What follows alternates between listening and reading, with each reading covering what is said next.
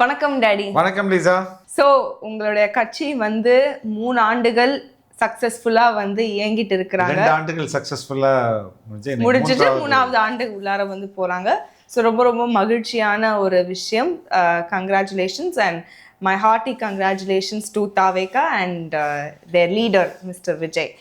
ரொம்ப ரொம்ப சந்தோஷமா இருக்கு. ஏன்னா ஒரு நல்ல ஒரு ப்ராமிசிங்கான ஒரு கட்சி வந்து நம்ம தமிழ்நாட்டுக்கு வருது அப்படின்னு தொடர்ந்து நம்ம வந்து இன்னைக்கு பேசலாம். இன்னைக்கு உங்களோட கட்சியோடைய 3rd anniversary செலிப்ரேஷன்ஸ் இல்லையா? அண்ட் நீங்களும் வந்து அதில் பங்கேற்றிருந்தீங்க. ரொம்ப ரொம்ப மகிழ்ச்சியாக இருந்துச்சு அதை பார்க்க. ஸோ இதெல்லாம் பேசுறதுக்கு முன்னாடி அந்த ஸ்பீச் எல்லாமே அந்த ஈவெண்ட் எல்லாம் பேசுறதுக்கு முன்னாடி தாவேகா ஆஸ் அ பொலிட்டிக்கல் பார்ட்டி அதோடைய cultural relevance and political impact வந்து என்னவா இருந்திருக்கு தமிழ்நாட்டில் சோஃபார் இந்த 3 வருஷத்துல என்ன நீங்க அச்சீவ் பண்ணியிருக்கீங்க? Okay, that's a very good question. உங்களுடைய வாழ்த்துக்களுக்கு ரொம்ப ரொம்ப நன்றி. நானும் இந்த வாய்ப்பை பயன்படுத்தி எங்களோட தலைவருக்கு வாழ்த்துக்களை தெரிவித்துக் கொள்கிறேன். சரி, தமிழக அரசியலில் உலக அரசியலில் கூட ஒரு சில இயக்கங்களை ஒரு சில தலைவர்களை கல்ட் மூமெண்ட் கல்ட் லீடர்னுவாங்க. ஆமாம், அதுக்கு என்ன அர்த்தம் தமிழில்? கல்ட்னா தமிழ்ல அது எப்படி சொல்றது? எந்த ஒரு மனிதரோ இல்லை எந்த ஒரு இயக்கமோ ஒரு மிகப்பெரிய தாக்கத்தை மிகப்பெரிய மாற்றத்தை ஏற்படுத்தும் போது அது வந்து ஒரு கல்ட் இயக்கம்.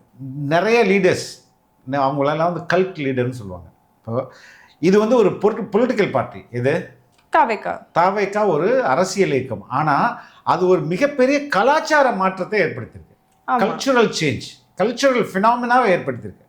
அது என்ன ஃபினாமினா அப்படின்னா, இதுவரையும் பெரும்பாலும் அரசியலில் ஆர்வம் காட்டாத பல லட்சக்கணக்கான கோடிக்கணக்கான பெண்கள், பல லட்சக்கணக்கான கோடிக்கணக்கான இளைஞர்கள், இவங்களை வந்து அரசியல் பக்கம் திருப்பி இருக்குது. இது எந்த ஒரு இயக்கமும் இதுவரை இவ்வளோ மாஸ் லெவலில் பண்ணதில்லை. இயக்கங்கள் பண்ணுது, நான் இல்லைன்னு சொல்ல வரல, அதெல்லாம் இந்த அளவுக்கு மாஸாக பண்ணல. அதனால தான் இது ஒரு கல்ட் இயக்கம், இது ஒரு கல்ட் மூமெண்ட். அதனால தான் இந்த லீடர் வந்து ஒரு கல்ட் லீடர். இந்த கூறுகளை நம்ம எப்படி பார்க்கலாம் அப்படின்னா, இதுக்கான எலிமெண்ட்ஸ் நமக்கு தெரியுங்களா? 2026 நியூ இயர் செலிப்ரேஷன் எடுத்துங்க. இதுக்கு முன்னாடி எப்படி நடக்கும்? பெசன்ட் நகர்லையோ, கோயம்புத்தூர்லையோ, மதுரையிலையோ, இல்லை வந்து தூத்துக்குடியிலையோ, இல்லை வந்து நம்ம மெரினா பீச்சில் எப்படி நடக்கும்? இதுக்கு முன்னாடி பட்டாசு, எனக்கு தெரிஞ்ச பட்டாசு வெடிப்பாங்க. அதுக்கப்புறம் வந்து ஆடல் பாடல் எல்லாமே அந்த மாதிரி விஷயங்கள் இருக்கும். தமிழக வரலாற்றிலே முதல் முறையாக ஒரு கட்சியோடைய கொடியை கட்டிக்கிட்டு கட்சி பாட்டை, அதாவது தாவேகாவோட கொள்கை பாட்டையும் கொடி பாட்டையும் பாடிக்கிட்டு நூற்றுக்கணக்கான ஆயிரக்கணக்கான இளைஞர்கள் வந்து கொண்டாடுறாங்க. ஆமாம், இதுவரை எங்கேயுமே நடக்காத ஒரு விஷயம். ஒரு புத்தாண்டு கொண்டாட்டத்தை, புரியுதுங்களா? இது வந்து இது ஏன் நடக்குது? ஏன்னா வந்து மக்களுக்கு தெரியுது, அந்த தாக்கம் வந்து ஏற்படுத்தி இருக்காங்க. அப்ப இது ஒரு கலாச்சார மாற்றம் இல்ல. இதுவரையும் நீங்க வந்து எப்படி வந்து ஒரு நியூ இயரை கொண்டாடுறீங்க, இந்த வருஷம் எப்படி கொண்டாடுறாங்க? இதற்கு காரணம் என்ன? ஒரு அரசியல் கட்சி. அதனால தான் இது கல்ட் மூமெண்ட் நான் சொன்னேன்.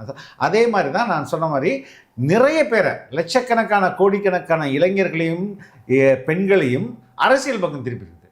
இன்னைக்கு பெரும்பாலான நியூஸ் சேனல்கள், அதாவது நார்த் இந்தியா, அதாவது தேசிய ஊடகங்கள்னு சொல்லப்படுகிற ஆங்கில ஊடகங்கள், அதே மாதிரி நமது ஊடகங்கள், தமிழக ஊடகங்கள், இது எல்லாமே தாவேகா அப்படின்ற செய்தி இல்லாமல் கட்சி தொடங்கிய நாள் முதல் இன்று வரை செய்தியே இல்லை. வீட்டுக்கு போனாலும் செய்தி, வீட்டிலேருந்து வெளியில் வந்தாலும் செய்தி, அமைதியாக இருந்தாலும் செய்தி, பேசினாலும் செய்தி, டான்ஸ் ஆடினாலும் செய்தி, எல்லாமே செய்தி. ஏன் இப்படி செய்தி ஆகுது? ஏன்னா அந்த செய்தியை கன்சியூம் பண்ணுறதுக்கு இவ்வளோ கோடி பேர் இருக்காங்க. அதனால தான் இது செய்தி ஆகுது. அப்போ ஒரு அரசியல் மாற்றத்தை ஏற்படுத்துவதற்கு முன்பே ஒரு கலாச்சார மாற்றத்தை இது ஏற்படுத்திருச்சு. ஒரு கல்ச்சுரல் ஃபினாமினா. இது வந்து இதுக்கு முன்பு இது நடந்ததில்லை. அதான் இது ஃபினாமினான்னு சொல்கிறோம் இல்லையா? அப்போ இதோடைய வெற்றி ஆல்ரெடி கலாச்சார தளத்தில் நடந்துருச்சு. கலாச்சார தளத்தில் அது தன்னுடைய இலக்கை எட்டிருச்சு. அரசியல் தளத்தில் இது எட்டணும், அது எட்டிவிடும். அதை நான் பார்க்கறது, இந்த அரசியல் பக்கம் மக்களுடைய கவனத்தை திருப்பி இருக்குல்ல. ஆமாம், இப்போ யூ டெல் மீ, நம்ம வீட்டிலேருந்து எடுத்துப்போம். உங்கள் தாத்தா யார்? எங்கள் தாத்தா வந்து ஒரு ரிட்டையர்டு ப்ரொஃபஸர். எந்த டிபார்ட்மெண்ட்? English department. ஓகே. அவருக்கு ஏஜ் என்ன இப்போ? அவருக்கு வந்து 79 இயர்ஸ் ஆகுது. 17 இயர்ஸ் ஆச்சா? ஆமா 79. சரி, நான் இதை இப்படி கேட்க போறேன்னு உங்ககிட்ட சொல்லவே இல்லை. ரைட்? நான் சொன்னேன். இல்ல சொல்லல. ஓகே. காலையில எழுந்துச்சோன்னா என்ன பண்றாரு? காலையில எழுந்திருச்ச உடனே ஒண்ணு விஜய் சம்பந்தப்பட்ட ஏதாவது நியூஸ் பாப்பாங்க. எதுல பாப்பாங்க? யூடியூப்ல பாப்பாங்க. போன்ல கன்சூம். ஆமா போன்ல விஜய் சம்பந்தப்பட்ட நியூஸ், அதாவது எஸ்பெஷலா மாநாடு இல்லைன்னா வந்து அவர் பேச போறாருன்னு தெரிஞ்சுன்னா காலையில இருந்து அது அவர் பேசுற வரைக்கும் அதை தான் வந்து பார்ப்பாங்க. இல்லைன்னா வந்து அப்படி எதுவுமே வந்து தாவேக்கா டயத்துல வந்து நியூஸ் எதுவுமே இல்லைன்னா விஜயோடைய படங்கள் இல்லைன்னா வந்து விஜயோடைய பொலிட்டிக்கல் சாங்கு அப்படி இப்படின்னு பார்ப்பாங்க. அவரோட ஏஜுக்கு இது தேவையா? கண்டிப்பா. அது மட்டும் இல்லாம ஏங்க என்னங்க உங்க தலைவரை பத்தி இவன் இப்படி பேசியிருக்கான் சொல்லியிருக்காரா இல்லையா? ஆமா. ஏங்க என்னங்க இவன் உங்க தலைவரை பத்தி இப்படி பேசுறான், நான் கமெண்ட் போட போறேங்க அப்படின்னு சொல்றாரா இல்லையா? At the age of 79, a retired English professor from a government college, and after that அவ்வளோ சீனியர் மோஸ்ட் பர்சன். இந்த கலாச்சார மாற்றத்தை நீ பார்க்க முடியுதா வீட்லயே? 2 வருஷத்துக்கு முன்னாடி உங்க தாத்தா என்ன பண்ணியிருந்தாரு? காலையில எழுந்திருப்பாரு, இண்டு பேப்பர் எடுப்பாரு, வரியா படிச்சுட்டு இருப்பாரு. கரெக்டா? ஆமா. ஆனா இப்போ அவர் என்ன பண்றாரு? தாவேக்கா செய்தியை பார்த்துட்டு இருக்காரு. இது நான் நம்ம ஏதாவது எக்ஸாஜரேட் பண்ணி சொல்றோமா? இல்ல. இதே மாதிரி தான் பலரும் அவருடைய ஃப்ரெண்ட்ஸ் இப்ப ரிட்டையர்ட் ஆகிட்டு பல பேர் இருப்பாங்களே, எல்லாருமே கல்லூரி பேராசிரியர்கள். அவங்க என்ன பண்றாங்க? அவங்க அடுத்த கால அவருக்கு போன் பண்றாரு, ஏங்க என்னங்க இப்படி பேசுனேன். இது அவருக்கு காலையில் எழுந்த உடனே கிட்டத்தட்ட ஒரு 11 மணி வரையும் தாவேக்காவை பற்றி செய்தி தான் பேச்சுதான். உங்க பாட்டிக்கு இதெல்லாம் தெரியுமா தெரியாதா? கண்டிப்பா தெரியும். Though she is not from இந்த ஸ்டேட்ல இருந்து வரல, தமிழ்நாட்டுல இருந்து வரல அவங்க. இவரு பக்கா தமிழ்நாட்டுல இருந்து வந்தவர். ஆனா அவங்களுக்கே அது பழகிருச்சா இல்லையா? ஆமா. ஓகே. அவங்க தம்பிக்கு போன் பண்றது, விஜய்பால் பாத்தியா இதெல்லாம் நடக்குதா இல்ல காலையிலேயே? அப்போ இது நான் ஒரு எக்ஸாம்பிள் சொல்றேன். இது மாதிரி பல்வேறு ஏஜ் குரூப். இல்ல இளைஞர்கள் இப்ப என்னோட இதுல ஜென்சி கிட்ஸ், நான் ஜென்சி 2002 பார்ன்ல, நாங்களே வந்து இதுக்கு முன்னாடி இப்ப 2020 எலெக்ஷன் தான் எங்களோட ஃபர்ஸ்ட், 2021ல நடந்த எலெக்ஷன் தான் எங்களோட first election. And first time voter. So நாங்க ரொம்ப எக்ஸைட்டடா வந்து இருந்திருக்க வேண்டியவங்க. நாங்களே வந்து பெருசா ஒன்றும் கண்டுக்கல, அதோ என்னமோ. ஆனா இன்னைக்கு வந்து நாங்க எல்லாருமே வந்து ஏதாவது ஒரு கான்வர்சேஷன், டிவிக்கே அப்படிங்கிற ஒரு பேச்சு வந்து வருது, அரசியல் அப்படிங்கிற ஒரு பேச்சு வந்து எங்களுக்குள்ளாரே வந்து ஒரு நார்மல் ஒரு KNKல வந்து ஒரு காஃபி சாப்பிடும் போது வருது அப்படின்னா கண்டிப்பா KNKல காஃபி சாப்பிடும் போதே நீங்க தாவேக்கா பத்தி பேசுறீங்க. தாவேக்கா பத்தி ஏதாவது ஒரு அரசியல் சம்பந்தமான விஜய் பாரு இப்படி பண்றாரு, விஜய் இப்படி பண்றாரு அப்படிங்கிற அந்த ஒரு பேச்சு வந்து எங்களுக்கு இப்ப வந்து இந்த வயசுல வந்து பாலிடிக்ஸ் அப்படிங்கிறது நிறைய பேர் வந்து அதை பத்தி கண்டுக்க மாட்டாங்க. ஒரு காலத்துல இது வந்து ரொம்ப பொறுக்கிகள் இருக்கிற இடம், ஒரு தேவையில்லாத, நம்மளுக்கு தேவையில்லாத இடம் கூட. எஸ், பிகாஸ் நாங்க வந்து as much as we don't like to admit it sometimes, privileged-ஆ இருக்கிறவங்க வந்து பாலிடிக்ஸை வந்து ரொம்ப ஃபாலோ பண்ண மாட்டாங்க. பிகாஸ் அவங்களுக்கு என்ன நடந்தா என்ன அப்படிங்கிற ஒரு ஆட்டிடியூட். ஆனா நாங்களே வந்து இப்போ பாலிடிக்ஸ் ஃபாலோ பண்றது, விஜயோட மீம்ஸ், அந்த ஸ்பீச்சஸ்ல வந்து வர மீம்ஸ் எல்லாம் பார்த்து ஷேர் பண்றது, இந்த மாதிரி நாங்களே வந்து ரொம்ப ஆக்டிவா வந்து இருக்கோம். And most of the conversations வந்து விஜய் அவர்கள் பத்தி தான். ஸோ எங்களோட தரப்புலயும் நான் சொல்றேன் ரொம்ப. இப்ப 2வது எக்ஸாம்பிள், இப்ப உங்க தாத்தா பார்த்தாச்சு, நீ பார்த்தாச்சு, உன் தம்பிக்கு வா. ஆமா. அவன் என்ன பண்றான்? அவன் காலேஜ் போகும்போது, அப்பா இந்த கொடி வந்து என்னதுப்பா, கொடியோட தான் காலேஜுக்கு நீ ட்ராப் பண்ணியா, கார்ல இருக்கல கொடியை ஏன்டா, என்னடா எல்லாரும் நம்மளே பார்க்குறாங்க, சரிடா என்ன பதில் இல்லைப்பா, நாங்கள் ஃப்ரெண்ட்ஸ் எல்லாம் பேசும்போது கூட நாங்கள் வந்து தாவேக்கா தான் பற்றி பேசிகிட்டு இருக்கோம் அப்படின்னு சொல்கிறான். இது நம்ம வீட்டில் எப்படியோ, நம்ம குடும்பத்தில் எப்படியோ, உன் ஃப்ரெண்ட்ஸ்குள்ளே எப்படியோ, உன் தம்பி ஃப்ரெண்ட்ஸ்குள்ளே எப்படியோ, இதே மாதிரி தான் மொத்த தமிழ்நாடும். அப்ப ஒண்ணு என்ன மிக்காயில் இருக்கலாம், அவனுக்கு 10 வயசு தான் ஆகுது, அவனுக்கு இன்னும் ஓட்டு போடுற இதுக்கு வந்து இன்னும் அரசியலே தெரியாது. ஆனா அவன் I want Vijay to become chief minister அப்படின்னு அவன் அவனோட வாயில இருந்து சொல்றான்.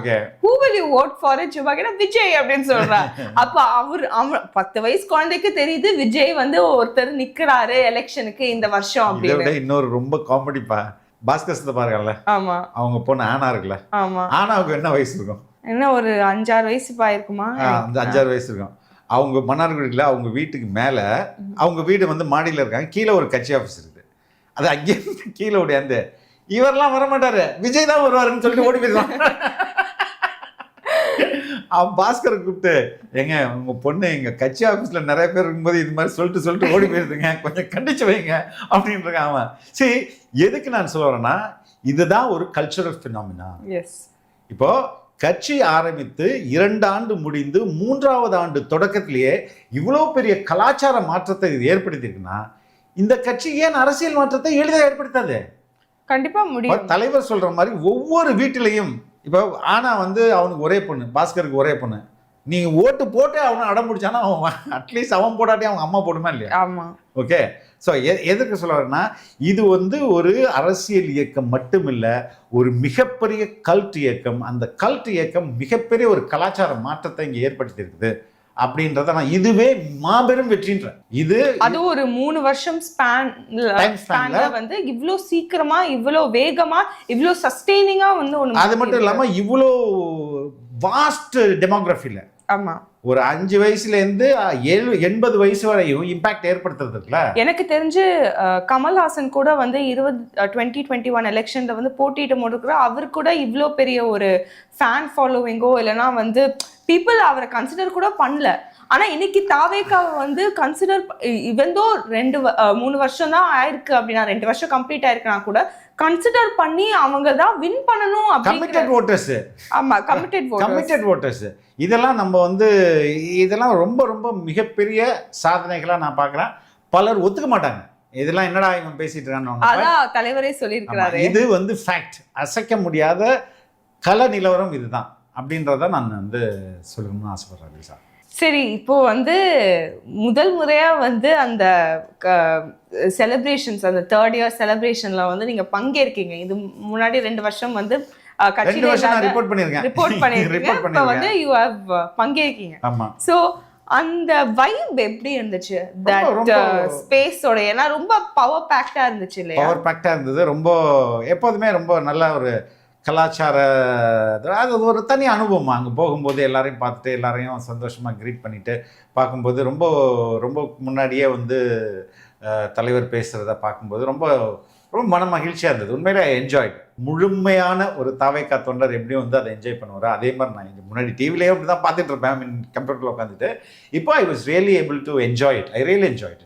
ஆக்சுவலி எதுக்கு ரெடி பார்ட்டி ஆஃபீஸ் சூஸ் பண்ணாங்க? எதுக்கு இப்போ மற்ற ஃபங்க்ஷன்ஸ் மாதிரி ஒரு ரெசார்ட்லேயோ இல்லைன்னா ஒரு ஆல்டர்னேட்டிவ்? இது எல்லா இடத்துலையும் கொண்டாடணும்ல, அந்தந்த மாவட்டத்தில் அந்தந்த பகுதியில் இருக்கவங்க எல்லாருமே கொண்டாடுங்க அப்படின்றதுனால தான் எல்லாருமே இன்னைக்கு கொண்டாடிட்டு இருக்காங்க. ஓகே. இப்போ இங்கே எப்படி தலைமை கழகத்தில் இப்போ கட்சி ஆஃபீஸில் பார்ட்டி ஹெட் குவார்ட்டர்ஸில் நடந்ததோ, அதே மாதிரி ஒவ்வொரு டிஸ்ட்ரிக்ட் ஹெட் குவார்ட்டர்ஸ்லையும் ஒவ்வொரு பகுதியிலையும் இது கொண்டாடி இருந்தாங்க. அதனால தான் இது பரவலாக கொண்டாடப்பட்ட ஈவெண்ட்டில், அந்த அடிப்படையில் தான் இது பார்ட்டி ஆஃபீஸில் கொண்டாடப்பட்டது. நான் ஒரு விஷயம் ரொம்ப விரும்பி பார்த்தேன் தலைவரோட ஸ்பீச் உட்பட. எது ரொம்ப விரும்பி பார்த்தேன்னா அந்த என்டர்டெயின்மெண்ட் ரொம்ப சூப்பரா இருந்துச்சு.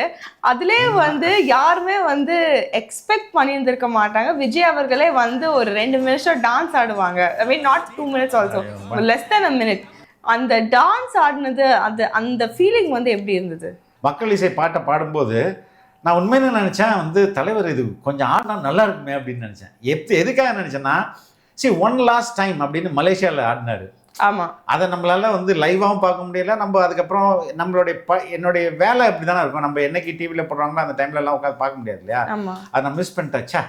அங்கே தான் மலேசியாவில் தான் மிஸ் பண்ணிட்டேன். இங்கே நம்மளால அங்கே போய் பார்க்க முடியல. இங்கே ஒரு வாட்டி நேரில் பார்த்தா நல்லா இருக்குமே, இவர் இவ்வளோ துள்ளல் இசை பாடலாக இருக்குதே, இதுக்கு ஏன் ஒரு 2 ஸ்டெப் போட்டால் கூட நல்லா இருக்குமே நான் மனசில் நினச்சினே இருந்தேம்மா. கரெக்டாக அங்கே மேலே போனார். மேலே போனோடனே ஏதோ பேசினாங்க. நான் ஏதோ தலைவர் டான்ஸ் ஆட போகிறாரு, டான்ஸ் ஆடலாமான்னு கேட்குறாருன்னு அவருக்கு பதட்டமாயிட்டார். யாருக்கு? அந்த பாடகர் பதட்டமாயிட்டாரு. அவர் ஹி வாஸ் கூல். சரி, ஒரு அரசியல் தலைவர் என்பது இப்போ இதுக்கு டான்ஸ் ஆடுறாரு அப்படின்னு சொல்லிட்டு, ஏன் இங்கே மோடி டான்ஸ் ஆடலையா? டங்கு டங்கு டங்கு டங்கு எல்லா இடத்துலையும் போய் மோளம் வாசி. அண்ணாமலை அவர்களே டான்ஸ், எல்லாருமே டான்ஸ் ஆடுறாங்க. ஆனா அவர்களுக்கெல்லாம் நடனம் தெரியாது.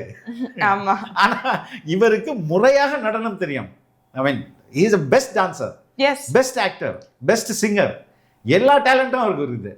ஆனால் மலேசியாவில் எல்லாத்தையும் அதனால தான் ஒன் லாஸ்ட் டைம்னு எல்லாத்தையும் சொல்லிட்டு வந்தாங்க. ஆனால் இன்னைக்கு நான் ஆக்சுவலாக மற்றதெல்லாம் கூட நம்ம பார்த்துடலாம். ஆனால் இனிமேல் he may not டான்ஸ் அப்படின்னு நினச்சேன். சரி, வாழ்க்கையில் ஒரு முறைனாச்சும் நேரில் பார்க்கணுமே அப்படின்னு ஆசைப்பட்டேன். என்னுடைய ஆசை அவர் இன்னைக்கு நிறைவேற்றி தந்தார். அது உண்மையிலே நான் ரொம்ப ஷாக் ஆயிட்டேன். என்னடா நம்ம ஆசைப்பட்டோம் தலைவர் இல்ல ஆடிட்டாரே உங்க அப்படின்னு. ஆசை மட்டும் இல்ல, நிறைய பேரோட இல்ல, ஆசை. நிறைய பேர் இப்படி யோசிச்சிருப்பாங்க. அந்த பாட்டு அதுக்கு அந்த பாட்டிலுக்கு 10 ரூபாய் வந்து பாடும் போதே வந்து கிரவுட் வந்து எப்படி நாங்கெல்லாம் டிவில போன்ல பார்த்துட்டு நாங்கெல்லாம் அப்படியே ஹூட் பண்ணிட்டு இருந்தோம் அந்த மோமெண்ட். இன்ஃபேக்ட் அந்த பாட்டை வந்து அதுக்கப்புறம் ரீமிக்ஸ் பண்ணி அது ஒரு ட்ரெண்டிங் ஆடியோவாவே ஆயிடுச்சு. ஸோ இன்னைக்கு வந்து அது இப்போ அவர் வந்து அப்போ நான் என்ன நினைச்சேன்னா அந்த பாட்டிலுக்கு 10 ரூபாவோட வந்து ஒரு டான்ஸும் அடைந்திருக்கலாமே அப்படின்னு.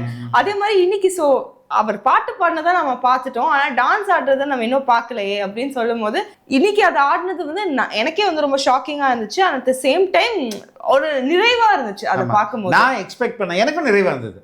ஓகே, நம்ம நினச்சது நான் உண்மையிலே நான் மலேசியாவில் நான் உண்மையிலே I saw him when he was dancing in college. Yes. நேரடியாக பார்த்தேன். மறுபடியும் ஸ்டேஜில் எங்கடா பார்க்க போகிறோம் அப்படின்ட்டு நினச்சேன். மலேசியாவில் ஆடினதை நம்மளால் பார்க்க முடியல. சரி, இங்கே வந்து ஒரு சிறிய அரங்கில் ஆடினது என்னை ரொம்ப ரொம்ப திருப்திப்படுத்துச்சு. நான் உண்மையிலே எதிர்பார்த்தேன் ஒரு 2-3 ஸ்டெப்னாச்சும் போடணும் அப்படின்னு நினச்சேன்.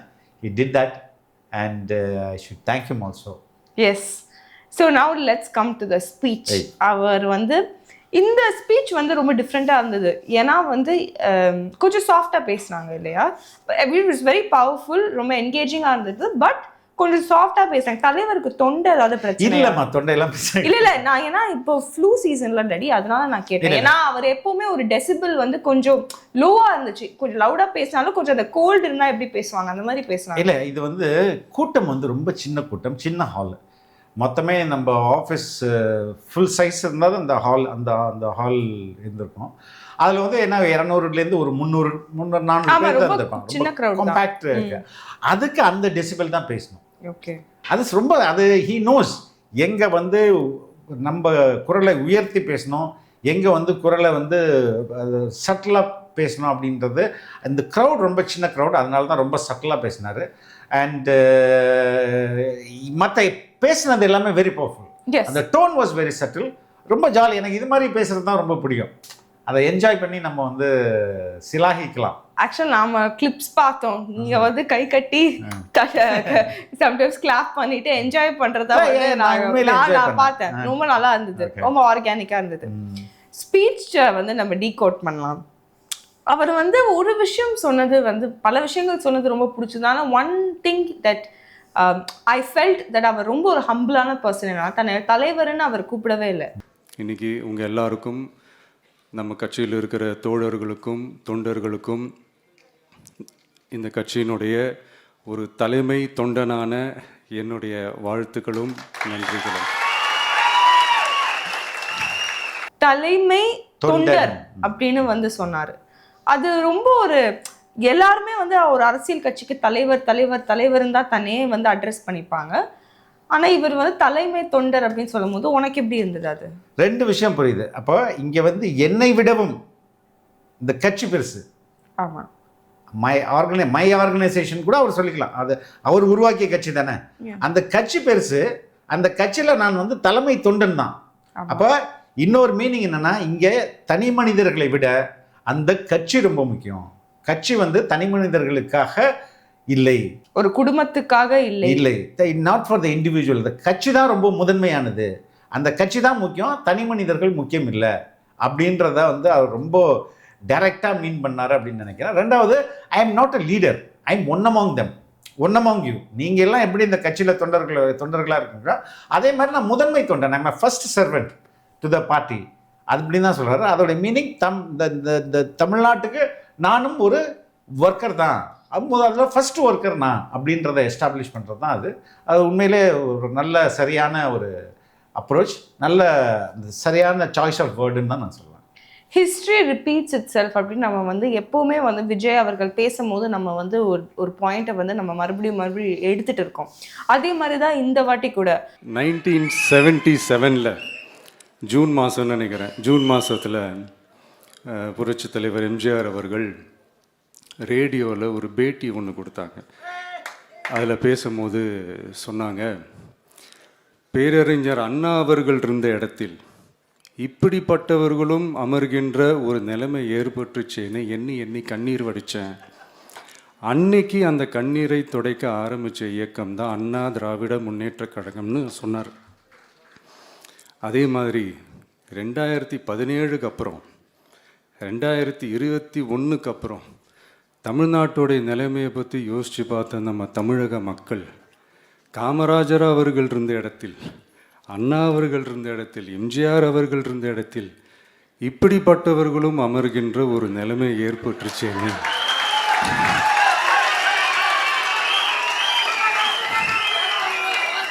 தமிழக மக்கள் கண்ணீர் வடித்தாங்க. இன்னைக்கு இந்த கண்ணீரை துடைக்க ஆரம்பித்த இயக்கம் தான் தமிழக வெற்றிக்கழகம்.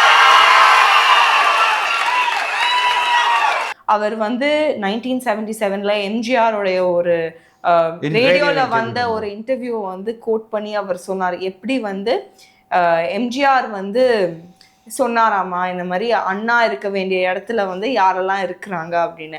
அதே மாதிரி இன்னைக்கு வந்து 2017 இருக்கலாம், இல்லைன்னா 2021 இருக்கலாம்.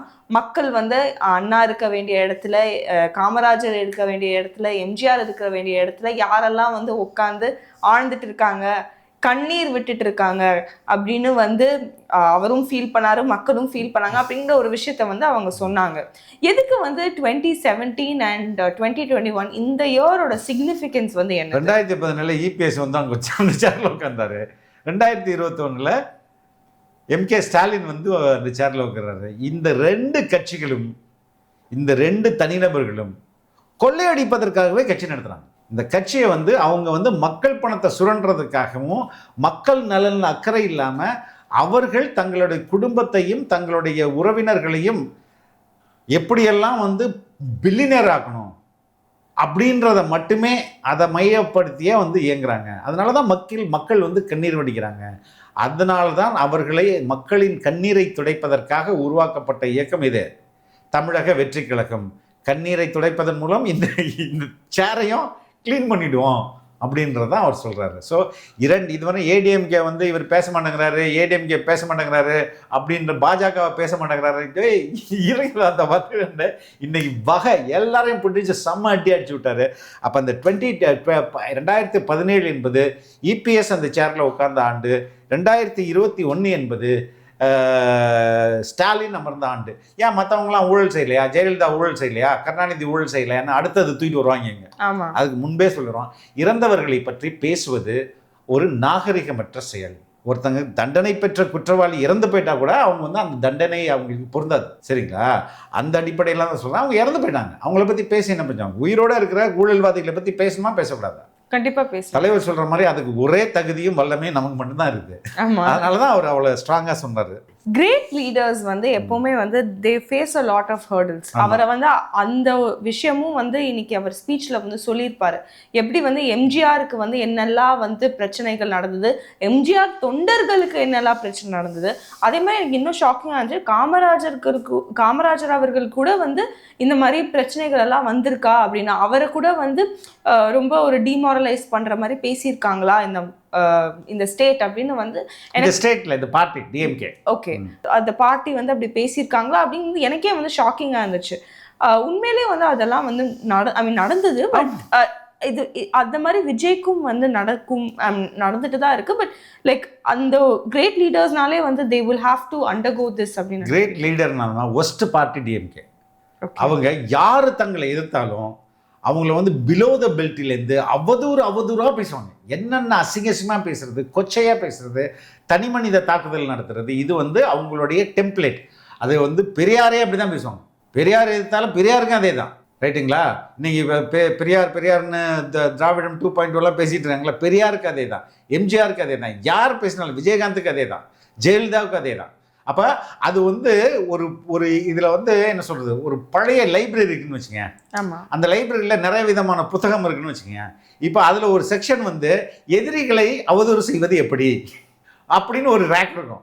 திமுகவில் அப்படி ஒரு ரேக் இருக்கும். அப்போ யார் நடிகராக வந்தாங்களா, இதுக்கு முன்னாடி நடிகரை நம்ம எப்படி அட்டாக் பண்ணியிருக்கோம், அந்த புக்கை எடு, அதில் என்னென்ன போட்டிருப்பாரு, ஓகே இப்படியெல்லாம் அட்டாக் பண்ணோம், அது மறுபடியும் அட்டாக் பண்ணு. பேட்டர்ன் ஒன்று தான். அதான் அவரே சொல்லியிருப்பாரு. தேஞ்சி போன, துருபிடிச்சு போன, நஞ்சு போன அதே அந்த பழைய வெப்பனையும் இப்போவும் கையில் எடுக்கிறாங்க. அதனால் மை டியர் ஜென்டில்மேன், டெக்னாலஜிலாம் வளர்ந்து வேற எங்கேயோ போயிட்டுருக்கு. அட்லீஸ்ட் உங்கள் டெக்னிக்கையாவது கொஞ்சம் மாற்றுங்க பாஸ். டெக்னாலஜி எல்லாம் வளர்ந்துருக்கு, தயவுசெய்து உங்க டெக்னிக்கை மட்டும் மாத்துங்க. மாற்ற முடியாது. ஏன்னா அவங்களுக்கு புதுசாக சிந்திக்க தெரியாது. ஏன்னா அவங்க சிந்தனை வறட்சி அவங்களுக்கு. நேற்று ஒரு யூடியூப்காரனை வச்சு காசு கொடுத்து பேச வச்சாலும் அவன் இந்த டெக்னாலஜியை மாற்றுவான், ஆனால் அந்த டெக்னிக்கை மாற்ற மாட்டான். உட்காந்துருக்க புதிய மீடியமில் உட்காந்துட்டு அந்த பழைய டெக்னிக் இருக்குது தான் அதான் பயன்படுத்துவான். அப்போ முன்னாடி பேப்பரில் பயன்படுத்தியிருந்தாங்க, அதுக்கப்புறம் டிவி அதுக்கு பயன்படுத்தியிருந்தாங்க, இன்றைக்கி உள்ள டிஜிட்டல் டெக்னாலஜி அதுக்கு பயன்படுத்திக்கிறாங்க. ஆனால் டெக்னிக் ஒன்று தான். எல்லாரையும் வக்கரமாக பேசுறது, அசிங்கமாக பேசுறது, அவதூறாக பேசுறது, இது அவங்களுடைய டிஎன்ஏல ஊறிப்போன ஒன்று. அதனால தான் தலைவர் என்ன சொல்கிறாரு, டெக்னாலஜி வளர்ந்துருச்சியா, உன் டெக்னிக்கை கொஞ்சம் மாற்று, பழைய இதாக மாற்று அப்படின்னா அவங்களால மாற்றவே முடியாது. ஏன்னா அவங்களுக்கு வேற மாதிரி சிந்திக்கவே தெரியாது. கொச்சையாக சிந்திக்கிறது மட்டும்தான் அவங்களுக்கு தெரியும். அதில் ஒரு பெருமை வரப்படுவாங்க, ரொம்ப வல்கராக பேசுறதுல பெருமைப்படுவாங்க. அது வேற இன்னும் அதில் அதுதான் கொண்டு வரும். அவர் அந்த விஷயம் சொல்லும் போது முக்கியமாக நாம் அதை எடுத்து சொன்னால் 50 வருஷத்துக்கு முன்னாடி இருக்கிற அதே தகர டப்பாவை எடுத்து உருட்ட ஆரம்பிச்சிருவாங்க.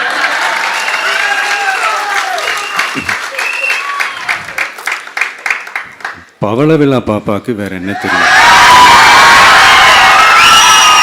பவளவிழா பாப்பா அப்படின்னு சொல்றாங்க. அதை நான் நினைக்கிறேன் உதயநிதி ஸ்டாலின் அவர்களை பாயிண்ட் பண்ணி தான் சொல்றாரு. எதுக்கு மறுபடியும் இன்னைக்கு எடுத்துக்கலாம். பவளவிழா பாப்பானா நீ 75 வருஷம் ஆயிடுச்சு, ஆனா நீ அறிவில் முதிர்ச்சி அடையில, பழைய டெக்னிக்கே இன்னும் பயன்படுத்துகிற, உனக்கு வேற எதுவும் தெரியாது அப்படின்றது தான் அதுக்கு அர்த்தம். ஆனால் ஒரு புது கட்சி வரும்போது எல்லாத்தையும் புதுசாக யோசிக்கணும். ஆமாம், ஏன்னா இன்னும் ஏன் இப்போ திமுகவில் இப்போ நம்ம தலைவர் இன்னைக்கு பேச ஆரம்பிச்சாரு, ஸ்ட்ரைட் டு த பாயிண்ட் வந்துட்டார்ல. ஆமாம், இப்போ நான் கூட அன்றைக்கி மேடையில் பேசினேன், தாவேக்கா மேடையில் போன வாரம் மேடையில் ட்வீட்டருக்கு அனைவருக்கும் வணக்கம், அவ்வளோதான். அதுக்கடுத்து நேராக பாயிண்ட் போயிடணும். ஆனால் அவங்க அப்படி இல்லை, இவர்களே அவர்களே அதுக்கப்புறம் இந்த அரங்கை பற்றி பேசுறது, அதுக்கப்புறம் இயற்கை வானத்தை இது பறவைகள் அப்படி இப்படின்னு அதை பற்றி கொஞ்சம் பேசுறது, கடைசியாக பார்த்தா என்ன சொல்கிறது, அட்ஜெக்டிவ் தான், அட்ஜெக்டிவ் ஆறு வீரே கனியே கண்கண்டு அப்படின்னு கதை விட்டுக்கிட்டே இருக்குது. என்னப்பா பேச்சு, என்ன சொல்ல வர்ற நீனா, கண்டென்ட் பார்த்தீங்கன்னா ஒன்றுமே இருக்காது. Because they are used to it. அவங்க 75 வருஷமா அப்படியே பேசி பேசி பேசி பேசி பழகிட்டாங்க. அவங்களுக்கு புதுசாக பேச தெரியாது. ஏன் அவர்களை விட்டு இளைஞர்கள் வெகு தூரம் போயிட்டாங்க, ஏன் அரசியலுக்கு அவங்களால திருப்ப முடியலன்னா இவங்க அப்டேட் ஆகலை, சொசைட்டி வேற மாதிரி மாறிடுச்சு. இப்போ உங்களை மாதிரி இளைஞர்களும் வேற மாதிரி போயிட்டாங்க. ஆனால் அவர்கள் இன்னும் அந்த பழைய ஸ்கூல் ஆஃப் தாட்னு சொல்ல முடியுமா, ஓல்டு ஸ்கூலில் எவனும் படிக்கல, ஓல்டு ஸ்கூல் மட்டும் சொல்ல முடியாது, ஓல்டு கார்டுன்னு சொல்லலாமா, ஓல்டு ஃபார்மேட்லேயே சிக்கிக்கிட்டாங்க. அவங்களால அங்கேருந்து மீண்டு வர முடியாது. அதுதான் அவங்களுடைய வீழ்ச்சியோட மிக முக்கியமான காரணமே. ஆனால் இங்கே ஒரு புதுசு, எவ்ரிதிங் இஸ் ஃப்ரெஷர்.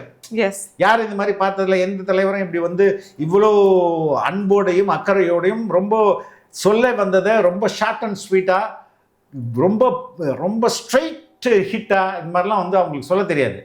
அண்ட் முக்கியமாக எந்த விதமான அவதூறு வார்த்தை, வல்காரிட்டி கொஞ்சமும் இருக்காது. வல்காரிட்டி கொஞ்சமும் இருக்காது. ஆனால் திமுகவில் மோஸ்ட் ஆஃப் தம்க்கு ஒரு 10 நிமிஷம் பேசினாங்கன்னா 3வது நிமிஷத்துலேயே வல்காரிட்டி வந்துடும். அந்த வல்காரிட்டி இல்லாமல் அவங்களால பேச முடியாது. ஏதோ ஒரு இதில் டப்புன்னு வெளியில் வந்துடும். அதை இப்போ யாரும் விரும்புறது, ரசிக்கிறது இல்லை. ஆனால் இவங்க ரசிக்கிறாங்கன்னு நினச்சிட்டு பேச, அப்படி ரசிக்கக்கூடியவர்களா இருந்தா பெண்கள் அந்த இடத்துல இருக்க மாட்டாங்க.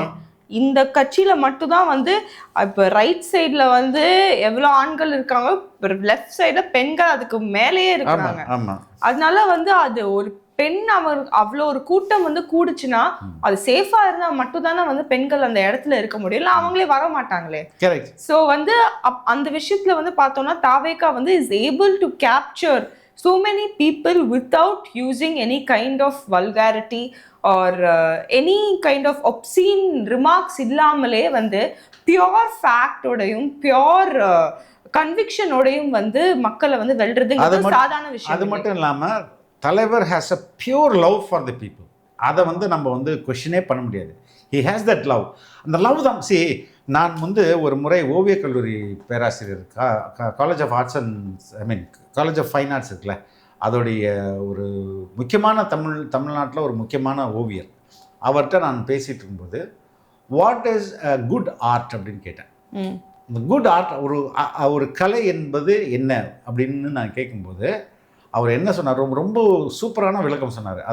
அதுக்கப்புறம் நான் அது ரொம்ப கலையை பற்றி புரிதல், நாம் கலைக்கானது, கலை மக்களுக்கானது, இதெல்லாம் ஒரு டிபேட் போயிட்டு இருக்கலாம். இதெல்லாம் தாண்டி ஒரு கலைஞன் ஒரு கலைப்படைப்பை படைக்கும்போது அவன் மனநிலை எப்படி இருக்கு, அவன் ரொம்ப அன்போட ஒரு சிலையை செஞ்சுருக்கலாம், இல்லைன்னா கோபத்தில் செஞ்சுருக்கலாம், இல்லைன்னா வெறுப்பில் செஞ்சுருக்கலாம்.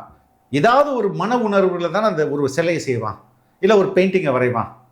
அந்த பெயிண்டிங்கை எந்த மன உணர்வில் அந்த ஓவியன் வரைகிறானோ அந்த மன உணர்வை அந்த பார்வையாளர் கடத்துறது. அது கடத்துச்சுன்னா அதான் குட் ஆர்ட். அது நீ ஒரு சும்மா பெயிண்டை கூட அடிச்சு விட்டுரு, ரொம்ப சந்தோஷமாக நீ அடிச்சிருந்தேன்னு வச்சுக்கேன், அந்த பார்வையாளனுக்கு அந்த சந்தோஷம் போய் சேர்ந்துச்சுன்னா தட்ஸ் அ குட் ஆர்ட் அப்படின்னாரு. இது ஒரு அப்ஸ்ட்ராக்ட் ஃபீலிங்கை டிரான்ஸ்லேட் ஆகி போய் இல்லை, ஆர்டிஸ்டோட ஃபீலிங்கை அந்த பெயிண்டிங் மூலமா அந்த வியூவருக்கு கடத்துறது. இதுதான் என்னது ஆர்ட் அப்படின்றது. இவன் சிரிச்சுக்கிட்டே வரைஞ்சதை இன்னொருத்தன் கோபமாக பார்த்துட்டான்னா அது ஆர்ட் இல்லை அப்படின்றதான் அவர் சொல்ல வந்தது. அப்போ இங்கே இந்த அன்பு எப்படி இமோஷன் ஒரு மீடியம் மூலமாக கடத்தப்படுதுல்ல, அதே மாதிரி தான் தலைவருடைய அன்பு ஈஸியாக கடத்தப்படுது. அது அன்பு இருந்தால் மட்டும்தான் அதை இன்னொரு மனிதன் அதை உணர முடியும். நான் ஒரு சினிமாவுக்கு போயிருக்கோம், ஆஸ் அ ஜேர்னலிஸ்டாக ஃப்ரெஷ் ஷோவில் போயிருக்கேன், அதெல்லாம் கைத்திட்டுவாங்க. நீ நல்லா பார்த்தீங்கன்னா ஜேர்னலிஸ்ட்லாம் அமைதியாக உட்காந்துருப்பான், கையே திட்ட மாட்டான். அதுக்கப்புறம் தலைவர்கள் வீட்டுக்கு போவான், மற்ற தலைவர்கள்லாம் மற்ற பேரும் உட்காந்துருப்பான். ஃபார் எக்ஸாம்பிள் கலைஞர் வீட்டுக்கு நானே போயிருக்குன்னு வச்சேன். கலைஞர் வீட்டில் இப்போ என்ட்ரன்ஸில் சோஃபா இருக்கும், அதில் உட்காந்துருப்போம். அங்கேருந்து கலைஞர் வருவார், கலைஞரோடைய மற்றவங்கலாம் வருவாங்க, கீழே இருக்கவங்களாம் எல்லோரும் படப்படணும்னு எழுதிச்சிடுவாங்க. ஜேர்னலிஸ்ட் பார்த்தா உட்காந்தே இருப்பான். ஏன்னா அவங்க அதில் இன்வால்வ் ஆகலை. அதுக்கு என்ன மீனிங், நான் இங்கே வந்தது நியூஸ் ரிப்போர்ட் பண்ணுறதுக்கு, நான் இங்கே இந்த படத்தை ரிவ்யூ பார்க்க வர்றதுக்கு, நான் எதுக்கு கைத்தட்டணும், இங்கே நான் எதுக்கு எழுந்திருக்கணும் அப்படின்றதான் அந்த மனநிலை. ஆனால் நானே இன்றைக்கி கைத்தட்டி ஜாலியாக இருந்தேன்னா அப்போ அந்த இமோஷன் எனக்குள்ளே கடத்தப்படுதுன்னு தானே அர்த்தம். அதெல்லாம் ரொம்ப முக்கியம். அதே மாதிரி தான் அந்த அன்பும், தலைவரோட அன்பும் அதில் அழகாக கடத்தப்படுது. அதனால தான் இந்த மக்கள் இவ்வளோ ஆர்ப்பரிக்கிறாங்க அப்படின்னு நான் நினைக்கிறேன். திருக்குறள் பற்றி பேசலாம். இன்னைக்கு இந்த டிஜிட்டல் உலகத்தில் திருவள்ளுவர் இருந்திருந்தாருன்னா இந்த தீய சக்தியை பற்றி என்ன திருக்குறள் எழுதியிருப்பாரு? ஒரு கற்பனையா, அநீதி, அராஜகம், தில்லுமுள்ளு இவையெல்லாம் திமுக முதற்றே உழைக்கும்.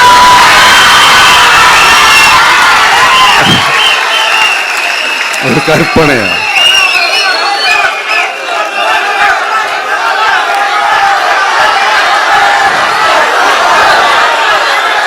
அநீதி, அராஜகம், தில்லுமுள்ளு இவையெல்லாம் திமுக முதற்றே உலகு.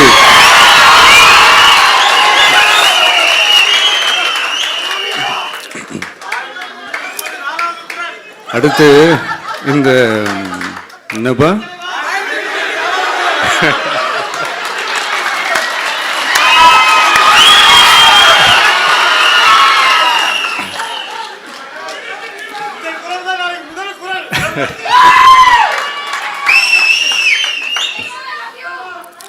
அடுத்து இந்த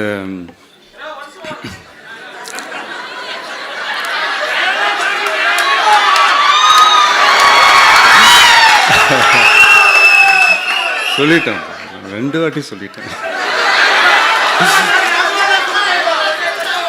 அநீதி, அராஜகம், தில்லுமுள்ளு இவையெல்லாம் திமுக முதற்றே உலகு.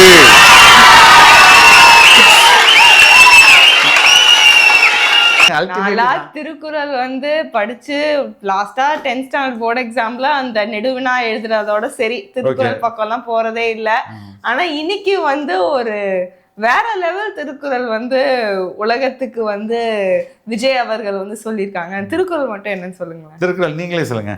அநீதியும் அராஜகம் தில்லுமுள்ளும் எல்லாம் திமுக முதற்றே உலகு. இதுக்கு என்ன, நான் ஆக்சுவலா என்ன புரிஞ்சது, அகர முதல எழுத்தெல்லாம் ஆதிபகவன் முதற்றே உலகு அப்படின்றது. அதுக்கு என்னன்னா, ஆ என்ற எழுத்து இல்லாமல் எழுத்துக்களே இல்லை. ஏன்னா அதுதான் தொடக்கம். இன்னைக்கு கூட அந்த பேசும்போது ஒரு ப்ரொஃபசர் ஒரு ஆக்சுவலாக அவங்க சரியாக புரிஞ்சுக்கலன்னு நினைக்கிறேன். நான் சொல்கிறேன், இங்கிலீஷ் எந்த மொழியிலேருந்து தொடங்குது? இங்கிலீஷோட ஆரிஜின் எங்க? ஃப்ரெஞ்ச் அண்ட் ஜெர்மன்லேருந்து. லட்டின்லேருந்து. அது எங்கேருந்து தொடங்குது? ஃப்ரெஞ்ச் அண்ட் ஜெர்மனா? ஃப்ரெஞ்ச் வந்து லாட்டின்லேருந்து, ஜெர்மன் வந்து இண்டோ யூரோப்பியன். ஆல்ஃபபெட்ஸ்னா என்ன மீட்டிங்? ஆல்ஃபாபெட் தெரியல எனக்கு. ஆல்ஃபானா ஏ. ஆமா, ஆல்ஃபா. ஆமா. Oh yeah. Beta, alpha, beta. Beta. Yeah yeah. ஆல்ஃபபெட்ன்றது ஏபிசி. ஆமா. அப்ப ஆல்ஃபான்றது எந்த எழுத்துல தொடங்குது? ஆல தொடங்குது. ஏ ஆல தொடங்குதா? அப்ப லத்தீன் முதற்கொண்டு. ஆமா. லத்தீன்ல இருந்து பிரிஞ்சதா, லாட்டின்ல இருந்து பிரிஞ்சதா இந்த மொழிகள். ஆல்ஃபபெட்ன்றது ஆல்ஃபா, பீட்டா. யா. ஆல்ஃபானா ஏ, பீட்டானா பி. ஆல்ஃபால ஆல தொடங்குது. ஆமா. அப்ப அதனால தான் உலகத்திலே பெரும்பாலான மொழிகள் ஆல இருந்து தொடங்கும். ஜெர்மன் எந்த முதல் லெட்டர் எப்படியா இருக்குது? ஏ தான். ஏ ஆதானே. பிரெஞ்சுல ஏ தான். ஆதானே. இல்ல ப்ரொனன்சியேஷன் எப்படி? யா ஆ. அதானே. அது எதுக்கு சொல்லணும்னா, உலகத்தில் உள்ள எல்லா மொழிகளும் ஆல இருந்து தொடங்கும். அப்ப ஆ இல்லை என்றால் எழுத்துக்களே இல்லை. சரியா? அதே மாதிரி இறையருள் பகலவன் அப்படின்பது 2 மீனிங் சொல்லலாம். பகலவன் சொல்ல, அது ஆதி பகவன் சொல்றாங்களா, பகவன் சொல்லணும், பகவன் சொல்லக்கூடாது, பகவன் சொல்றது ஒரு தேரி இருக்கு. பகவன்னா சூரியன். சூரியன்ல இருந்தா அந்த ஒட்டுமொத்த sun is source of life on earth தான் சொல்றாங்க. அப்போ பகலவன் இல்லைன்னா இந்த பூமியே இல்லை அப்படின்றது ஒரு மீனிங். இறையருள் பகவன் வச்சுக்கோங்க, இறையருள் இல்லைன்னா இந்த பூமியே இல்லை அப்படின்றது இன்னொரு பொருள். அப்போ ஆ இல்லைன்னா எழுத்து இல்லை, சூரியன் இல்லைன்னா இந்த உலகமே இல்லை. அது போலதான் அநீதி, அராஜகம், தில்லுமுள்ளு இது இல்லைன்னா திமுகவே இல்லை. அல்டிமேட். அது வேற லெவல். இதனால வந்து இத வேற வந்து சின்ன பசங்க எல்லாம் கத்துட்டு போய் எக்ஸாம்ல எழுதிட போறாங்க. இது திருக்குறளும் இப்போ வந்து பயங்கர பாப்புலரா. இப்ப பிரதீப் காட்டாங்க, அதுக்குள்ள அந்த ட்ரெடிஷனலா யூடியூப்ல ஒரு மியூசிக்லாம் போட்டு திருக்குறள் என்ப அது போட்டாங்க, அதுக்குள்ள போட்டுட்டு பண்றாங்க. பட் நீ திருக்குறளை நாளையிலிருந்து படிக்க ஆரம்பிமா. One of the best literature ever written on in this world. அதுல எல்லாமே இருக்கு. லவ் இருக்கு, அதுக்கு அடுத்தது ஃபேமிலி ரன் பண்ணுறதுக்கு, ஸ்பை பண்ணுறது எப்படின்னு இருக்குது, ரூல் பண்ணுறது எப்படி இருக்குது, கிங் எப்படி இருக்குது, விவசாயம் பண்ணுறது எப்படி இருக்குது. அந்த நம்ம தோட்டத்துக்கே குறள் தோட்டம் தான் பேர். ஏன்னா அந்த திருக்குறளில் எப்படி விவசாயம் பண்ணணும்னு சொல்லியிருக்கோ அந்த அடிப்படையில் நம்ம விவசாயம் பண்ணுறதுனால தான் அது பேர் குறள் தோட்டம். ஆனால் திருக்குறளை வந்து தயவு செய்து நீ படி. இது மக்கள் முன்னாடி உங்ககிட்ட நான் வந்து ஒரு வேண்டுகோளா வைக்கிறேன். கண்டிப்பா. இப்ப நம்ம தலைவரோட குரல் பத்தி பேசலாம். இந்த திருக்குறள் வந்து உண்மையிலே வந்து வேற லெவல்ல இருந்துச்சு. ஆனா எனக்கு என்னன்னா, இப்போ இதுவே வந்து மீடியாக்கள் உருட்டுவாங்களோ, அவர் எப்படி வந்து திருக்குறளுடைய ஒரு மாரல் இதை வந்து இப்படி வந்து அவர் டிஃபேம் பண்ணலாம் அப்படிலாம் வந்து சொல்றது. ஏன்னா எதையும் சொல்லக்கூடிய மக்கள் தான் வந்து இவங்களுக்கு அவதூறை தாண்டி வேற என்ன தெரியும்? அவதூறு தாவேக்கா, அவதூறு தாவேக்கா அவதூறு தான் மொத்தமுமே. ஆனால் இதே சொல்லுவாங்க. அவர் தெளிவாக சொல்கிறாரு, இட்ஸ் எ டிஜிட்டல் உலகத்தில் இருந்தால் திருவள்ளுவர் எப்படி எழுதியிருப்பாருன்னு ஒரு கற்பனைன்னு சொல்கிறாரு. It's a imagination. ஆனால் அதையும் விட்டுருவாங்க. இவங்களுக்கு வந்து தான் சொல்கிறேனே, டிஎன்ஏல இருக்குது அது.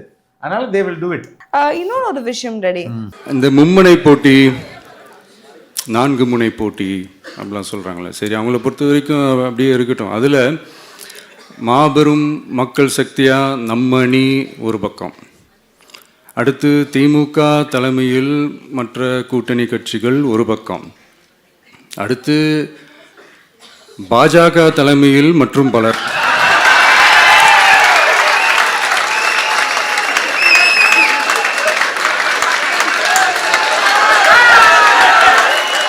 என்னப்பா சிரிக்கிறீங்க? உண்மையை தானே சொன்னேன்.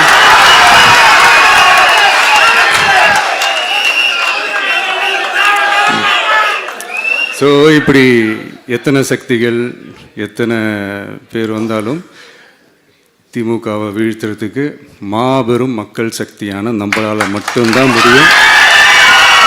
நம்ம டிவிகேவால் மட்டும்தான் முடியும். ஸோ இப்படி இருக்கிற இந்த நிலைமையில் மும்முனை போட்டி அப்புறம் 4 முனை போட்டி, அவர் வந்து அது கூட்டணியை தான் சொல்றாரா? எனக்கு அது கொஞ்சம் எக்ஸ்பிளைன் மட்டும் பண்ணுங்க. மும்முனை போட்டி 4 முனை போட்டின்னு வச்சுக்கோங்க. இப்போ வந்து தாவேகா ஒரு அணி, AIADMK, BJP, BJP, thanks for correcting me. Okay, TVK ஒரு அணி, பாஜக மற்றும் சிலர் ஒரு அணி, திமுக ஒரு அணி, நாம் தமிழர் ஒரு அணி. 4 முனை போட்டி. ஏன்னா 3 முனை போட்டியோ 4 முனை எப்படி வேணா நீங்க வச்சுங்க. ஆனால் இதில் லீட் யார்? தாவேகா தான் அப்படின்றாரு. இதில் வந்து டிஎம்கேக்கு அந்த கிரெடிட் கொடுக்குறாரு. அவங்க வந்து திமுக தலைமையிலான ஒரு கூட்டணின்னு சொல்லிடுறாரு. ஆனால் இங்கே ஏடிஎம்கே சொல்லும் போது தான் செம அடி, டொம்முன்னு ஒரு அடி, பாஜக தலைமையிலான மற்றும் சிலர் அப்படின்றாரு. ஏன் இப்படி சொன்னார்? இங்கே வந்து என்னன்னா, பிரைம் மினிஸ்டர் மோடி வந்து இங்கே என்ன சொல்றாரு? என்டிஏ கூட்டணி அப்படின்றாரு. அமித்ஷா வரும்போது முதலமைச்சர் வேட்பாளரை நாங்கள் அப்புறமா அறிவிப்போம்ன்றாரு. இவர் ஏடிஎம்கே இபிஎஸ் என்ன சொல்றாரு? இல்லை நாங்கள் தான் எங்கள் தலைமையில் தான் கூட்டணி, பாஜக கூட்டணி, ஏதாவது அது என்டிஏ கூட்டணியை அதிமுக தலைமையில் தான் கூட்டணி அப்படின்றாரு. டிடிவி தினகரன் வந்து நேற்று வரையும் எடப்பாடி பழனிசாமியை வந்து வீழ்த்துவதற்காக கட்சி ஆரம்பித்து நடத்தின அவர் போய் அங்கே சேர்ந்துட்டு நான் வந்து போட்டி போட மாட்டேன், ஆனால் எங்கள் எம்எல்ஏக்களை நான் வந்து அமைச்சராக்குவேன் அப்படின்னு சொல்லிட்டு இருக்காரு. மாம்பழமும் அங்கே இருக்குது. யார்? டாக்டர் அன்புமணி மேங்கோமணி அங்கே தான். அப்போ அது வந்து ஒரு பஞ்ச் ஆஃப் கான்ட்ரடிக்ஷன். யார் எதுக்காக அங்கே இருக்கிறான்னு யாருக்குமே தெரியல. ஏதோ இருக்கிறான், பட் தெர் இஸ் ஏதோ ஒரு எல்லாரையும் ஒரே ஒரு பெல்ட் போட்டு கட்டி இருக்குது. அந்த பெல்ட் என்ன பெல்ட்டு? BJP belt. பிஜேபி தான் டிசைட் பண்ணுது நீங்கள் இருக்கணும். இப்போ ஒரு அலையன்ஸ் பார்ட்னருடைய இந்த லீட் பார்ட்னர் இருக்கிறார்ல, அவர் தானே முடிவு பண்ணணும் யார் என் கூட இருக்கணும், யார் என் கூட இருக்கக்கூடாதுன்றது. அவர் தான் தினகரனுக்கு வாய்ப்பே இல்லை, அவரெல்லாம் எப்படி நான் சேர்த்துக்கவே மாட்டேன் அப்படின்னு சொன்னார். பிஜேபி சேர்த்துங்க, அவள் தான் சொன்னால் செய்யுங்க அப்படின்னா சரி வந்துருங்கன்னா 2 பேரும் உட்காந்துருக்காங்க. அப்போ இவர்கள் எவ்வளோ வார்த்தைகளை எப்படி வேணாலும் மாற்றி பேசினால இதை கண்ட்ரோல் பண்ணுறது யார்? பிஜேபி. அதுதான் ஓப்பனா சொல்றாரு. பிஜேபி தலைமையிலான அதானே உண்மை. யாரு கண்ட்ரோல் பண்றாங்க, யாரு டாமினேட் பண்றாங்க, அதானே உண்மை. அப்ப யாரு டாமினேட் பண்றாங்களோ அவங்க தான் கூட்டணியுடைய தலைவர். அதனால தான் வந்து பாஜக தலைமையிலான மற்றும் பலர் அப்படின்னு அவர் சொல்றாரு. ஆனா தலைவர் சொன்ன மாதிரி ரொம்ப ரொம்ப இதுல முக்கியமான ஃபேக்டர் தாவேகா ஃபேக்டர். தாவேகா தான் ரியல் இங்க வந்து முன்னணியில இருக்குது. ஏன்னா அவங்களுக்கு மக்கள் சக்தி இருக்கு, போகிற இடங்கள் எல்லாம் செல்வாக்கு இருக்குது. அட்லீஸ்ட் ஒரு 10 பேர்னாச்சும் எனக்கு வெவ்வேறு ஊர்லேருந்து கால் பண்ணிடுவாங்கண்ணா. என்னுடைய number it's available in Google. அதனால் எடுத்துகிட்டு எனக்கு கால் பண்ணி சொல்லுங்கள் சார், நாங்கள் எதிர்பார்க்கல சார். இப்போ நேற்று கூட ஒருத்தர் வந்து அவர் எந்த கட்சியில் இருந்தார், மதிமுகவில் இருந்தார்னு முக்கிய பொறுப்பில் இருந்தார், ஒரு ஊர் சைட்லேருந்து. அவர் சார் நான் கூட தொடக்கத்தில் ஏதோ மாதிரி நினச்சிட்டேன், ஆனால் இப்போ பயங்கரமாக இருக்குது சார், உங்கள் தலைவர் வந்து வெற்றி பெற்றுவார் சார் அப்படின்னு சொல்லிட்டு தருமபுரி சைட்லேருந்து அவர் வந்து பேசினார். இன்னொருத்தர் வந்து அவரும் கிருஷ்ணகிரி சைடு எம்ஜிஆரோட தீவிர பக்தர். அவர் ஃபோன் பண்ணி சார் நான் கூட பயங்கரமாக நினச்சா சார், இப்போ பயங்கரமாக இருக்குது சார், உங்கள் தலைவர் நிச்சயமாக வெற்றி பெறுவார் சார். அவங்க எல்லாமே small politicians, they are at the ground and they are observing. அவங்க வில்லேஜஸ்லேருந்து வராங்களா இல்லை மிட் டவுன்ஸ்ல ஸ்மால் டவுன்ஸ்லேருந்து வராங்களே, டிஸ்ட்ரிக்ட்டு இப்போ மன்னார்குடி அது மாதிரியான ஒரு எக்ஸாம்பிள் சொல்கிறேன். அது திருத்துறைப்பூண்டி அந்த மாதிரியான ஸ்மால் டவுன்ஸு அதுக்கு கீழே இருக்கவங்க தான். அது அவங்களே சொல்கிறாங்க. பிகாஸ் அவர்கள் எல்லாம் வந்து அரசியலை வந்து முழு நேரமாக பண்ணுறவங்க. அவங்களுக்கு தெரியும் கிரவுண்ட் ரியாலிட்டி. ஏன்னா பல்வேறு இடத்துக்கு போவாங்க. வேற கட்சி தாவேகா கிடையாது, அவர் வேற ஒரு கட்சி தான். ஆனால் அவர் அங்கேருந்து சொல்லும்போது சார் உங்களுக்கு அவ்வளோ பிரைட்டாக இருக்குதான்னு சொல்கிறாரு. அப்போ இங்கே களத்தில் யார் நிற்கிறா, அதிகமான பரவல் யாருக்கு இருக்குன்னா அது தாவேகா தான் இருக்குது. அதான் ரொம்ப முக்கியமானதாக நம்ம பார்க்கணும். இன்னொரு விஷயம், விஜய் அவர்கள் வந்து என்னெல்லாம் வந்து விமர்சனம் வச்சாங்க, விஜய் என்ன வீட்டை விட்டு வெளில வர மாட்டாங்க, அது செம்ம ஸ்டைலா சொன்னாரு. ஆமா, விஜய் வீட்டு விட்டு வெளியே வா, விஜய் வீட்டு விட்டு வெளியே வா. இப்படியெல்லாம் கேட்கும் போது எனக்கு எப்படி அது தோணுதுன்னா, ஐயோ இவங்க ஒவ்வொரு வீட்டுல இருக்கிற ஒவ்வொரு விஜயும் இவங்க கூப்பிடுற மாதிரியே எனக்கு தோணுது. அப்படிதான் எனக்கு தோணுது. அதனால பொறுங்க பாஸ், வருவாங்க, முறையா வருவாங்க. ஓட்டு போடுற அன்னைக்கு ஓட்டர் ஐடியை கையில் எடுத்துக்கிட்டு ஒவ்வொரு வீட்டில் இருக்கிற ஒவ்வொரு விஜயும்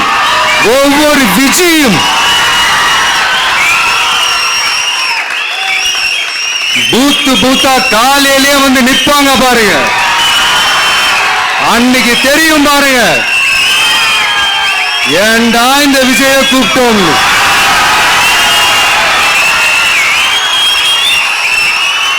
விஜய் என்ன வீட்டு விட்டு வெளில வர மாட்டாங்க, ஆனா ஏண்டா அந்த விஜய வந்து நம்ம வீட்டை விட்டு வெளியே வர வச்சோம். ஏன்னா எல்லாருமே வந்து ஓட்டர் ஐடி எடுத்து ஒரு விஜயா வந்து வெளில வந்து தாவே விசில் சின்னத்துக்கு வந்து ஓட்டு போடுவாங்க அப்படின்னு ரொம்ப கான்ஃபிடென்ட்டா சொன்னாங்க. ஆக்சுவலா அது ரொம்ப உண்மைதான். அது வந்து எப்படி வந்து how to you look at that? அதான் நான் சொல்றேன், இது வந்து ஒரு டிஃப்ரெண்ட் ஃபினாமினா. எப்படின்னா, நான் ஏற்கனவே சொன்ன மாதிரி ஒவ்வொரு வீட்லயும் இருக்கிறாருண்ணா. ஒவ்வொரு வீட்லயும் எதுக்கு ஒரு ஹீரோ சக்சஸ் ஆகிறான்? படம் வந்து நல்லா ஒவ்வொரு பார்வையாளரும் he is associating himself with that hero. Yes. அது வந்து திரையில வந்து அவன் வந்து நியாயத்துக்காக போராடல, யார் திரையில உள்ள இந்த நடிகர் போராடல, இவனே போராடுறான். ஆமா, the boy next doorனு சொல்லிட்டு ஒரு கான்செப்ட் சொல்லுவாங்க. அதே மாதிரி தான். அப்ப தன்னோட ஈக்குவேட் பண்ணிக்கிறது. ஆமா, விஜய் என்பது வேற யாரும் இல்லை, நான் தான். அப்போ அப்படி இருக்கவங்க தான் டாப்ல போக முடியும். எஸ். அப்போ இந்த பாய் நெக்ஸ்ட் டோர்ன்ற கான்செப்ட் பாலிடிக்ஸ்ல இதுதான் ஃபர்ஸ்ட் டைம். அப்போ எல்லாருமே அது விஜய் இல்லை, அது நான். இப்போ அண்ணன் சீமான் வந்து பராசக்தியை பார்த்துட்ட பிறகு என்ன சொன்னார் தெரியுமா? பராசக்தியில் அந்த சிவகார்த்திகேயன் கேரக்டர் நான் தாங்க சிவகார்த்திகேயன் அப்படின்னது. அது என்ன, அதை நான் இதுக்கு கிரிட்டிசைஸ் பண்ணுறதுக்காக சொல்ல, பலருடைய மனநிலையும் அப்படி தான் இருக்கும். அந்த சினிமாவில் ஒரு ஹீரோ சண்டை போடுறாரு, இல்லைன்னா ஒரு குழந்தையை காப்பாற்றுறாரு, ஒரு அநீதிக்கு எதிர்த்து போராடுறாருன்னா அந்த ஹீரோ மட்டும் போராடல, மனசளவில் நான் போராடுறேன் ஆகிக்கிறோம். அதுதான் இங்கே இதுக்கு பின்னாடி உள்ள சைக்காலஜி. எல்லார் வீட்லையும் நான் இருக்கிறேன் அப்படின்னா, ஒவ்வொரு வீட்லையும் தான் ஒரு விஜயோ விஜின்றத ஒரு பெண்களை சொல்கிறாரு. ஒவ்வொரு வீட்டிலேருந்து ஒரு விஜின்றது நார்மலாக பெண்கள் வைப்பாங்க, விஜய்ன்றது ஆண்கள் வைப்பாங்களா? அப்போ ஒவ்வொரு வீட்டிலேருந்து ஒரு விஜயும் ஒவ்வொரு வீட்டிலேருந்து ஒரு விஜயும் வருவான்னா அது ஆல்ரெடி அங்கே இருக்கிறாங்க. ஏன்னா அவங்க ஆல்ரெடி தன்னை தலைவரோடு அசோசியேட் பண்ணிக்கிட்டாங்க, தன்னுடைய பிம்பமாக பார்க்குறவங்க அவங்கெல்லாம் வருவாங்க இல்லையா? அதை தான் அவர் சொல்கிறார். இல்லை, இன்னொரு காமெடி, எல்லாம் பறந்த பனையூருன்றாங்க. நான் வந்து ஒரு சேனலில் கேட்டேன், எத்தனை முறை சிஎம் வந்து அறிவாலயத்துக்கு போகிறார்? கருணாநிதி இருக்கும்போது, அவர் ஆக்டிவாக இருக்கும்போது காலையில் அட்லீஸ்ட் சிஎம்மாக இருந்தாருன்னா 12 மணிக்கு வந்துடுவார். அறிவாலயத்தில் 12 மணிலேருந்துட்டு ஒரு 1 மணி வரையும் இருப்பார். அட்லீஸ்ட் அந்த 12 to 12:30 சன் டிவி ஒரு நியூஸ் வரும், அதை பார்த்துட்டுனாச்சும் கிளம்ப வரீங்க. போயிட்டு மறுபடியும் செக்ரட்டேரியட் போயிட்டு ஒரு 5 மணிக்கெலாம் வருவார். 5 மணி 6 மணிக்கு வந்துட்டு 7 மணி நியூஸை வந்து அங்கே உட்காந்து பார்ப்பார், வந்து கிளம்புவார். இது எவ்ரிடே வந்து அவர் சிஎம் இருந்தாருன்னா இது. அப்படி இல்லைன்னா சிஎம் இல்லைன்னா காலைல 10 மணிக்கெலாம் வந்துடுவார். காலைல 5 மணிக்கு வந்து வாக்கிங் போயிட்டு 10 மணிக்கு வந்துடுவார்.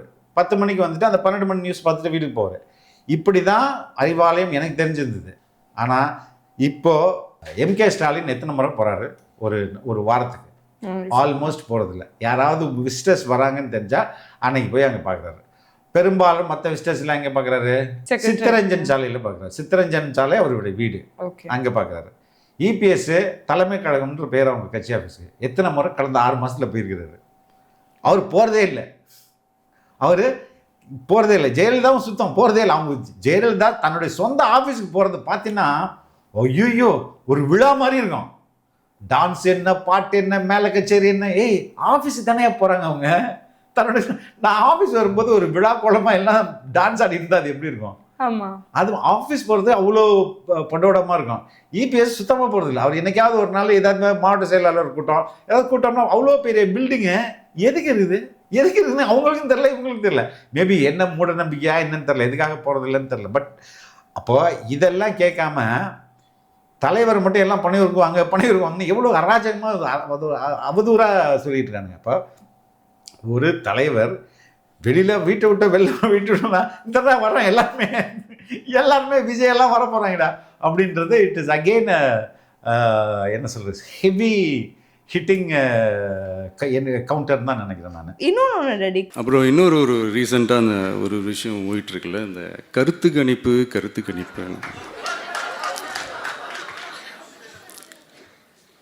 அதில் நிறைய பேர் உண்மையான கருத்து கணிப்புலாம் சொல்கிறாங்க. அதையும் நான் தப்பு சொல்லலை. சில பேர் கடுப்பில் விட்ட கணிப்பாகவும் இருக்குது, அதையும் நான் தப்பு சொல்லலை. இந்த கடுப்பில் விட்ட கணிப்பாளர்களுக்கு நான் சொல்லிக்கிறது என்னென்னா, ஒவ்வொரு ஊராக தெருவாக வீடாக போய் நீங்கள் அந்த கருத்து கணிப்பு எடுத்து பாருங்கள். ஒவ்வொரு வீட்லேயும் டிவிக்கு இருக்கிறத நீங்கள் பார்ப்பீங்க.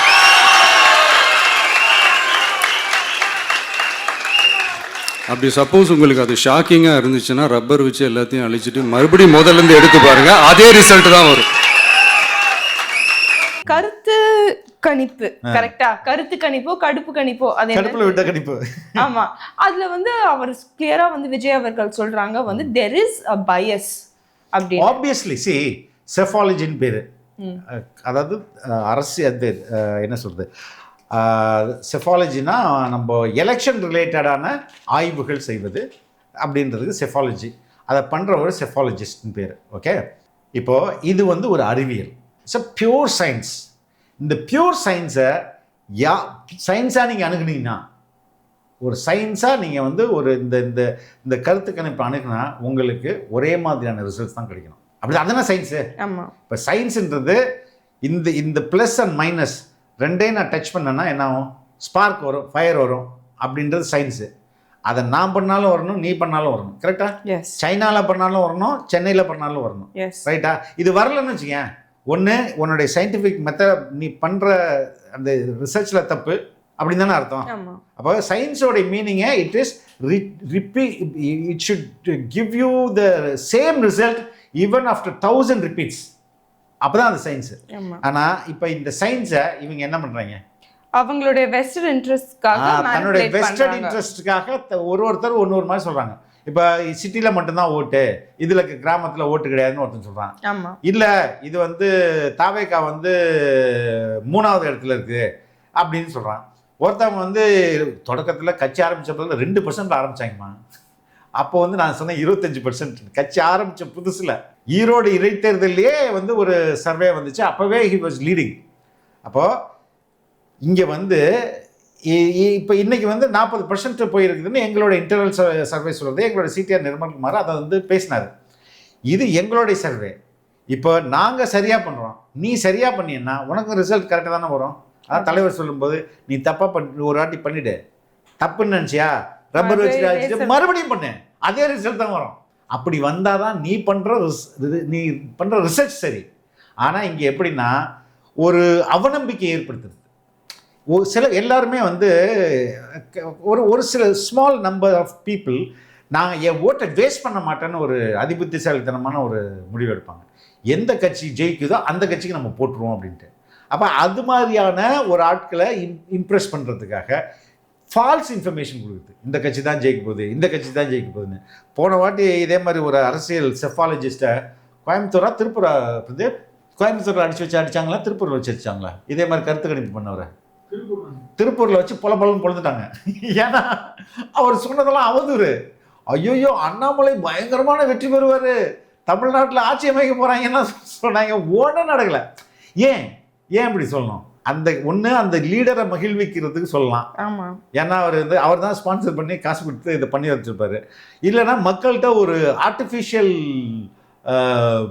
பொய்யை உருவாக்கலாம். அந்த கோயபிள்ஸ் பிரச்சாரம்னு சொல்லலாம். ஜோசப் கோயபிள் ஹிட்லருடைய மினிஸ்டர். அது என்ன, ஒரு பொய்யை திரும்ப திரும்ப திரும்ப திரும்ப சொன்னோம்னா அது உண்மைன்னு மக்கள் நம்பிடுவாங்க அப்படின்றதான் அதுக்கு மீனிங். திரும்ப திரும்ப இங்கே வந்து திமுக தான் ஜெயிக்கும், திமுக தான் ஜெயிக்கும் ஒரு பொய்யை திரும்ப திரும்ப சொன்னால் பலர் அதை நம்பிடுவாங்க. ஆனால் அதனால தான் இவ்வளோ வாடகை வாய்கள் இருக்குது. புரியுதா? அப்போ நீயும் நானும் பேசுகிறது ஒரு 1 லட்சம் பேர் பார்க்குறாங்கன்னு வச்சுங்க. 1 லட்சம் பேர் தான் பார்க்குறாங்க. ஆனால் இங்கே பாப்புலேஷன் நிறைய பேர் இருக்காங்க. ஓட்டர்ஸ் வந்து 5 கோடி இருக்கிறாங்கன்னு வச்சுக்கோங்க. 6 கோடி கிட்ட 6 கோடி ஓட்டர்ஸ் தான் இங்கே 6 கோடி ஓட்டர்ஸ் இருக்காங்க. ஆனால் இவங்க வந்து ஒரு 100-150 வாயை வச்சு பேசிகிட்டு இருக்காங்க.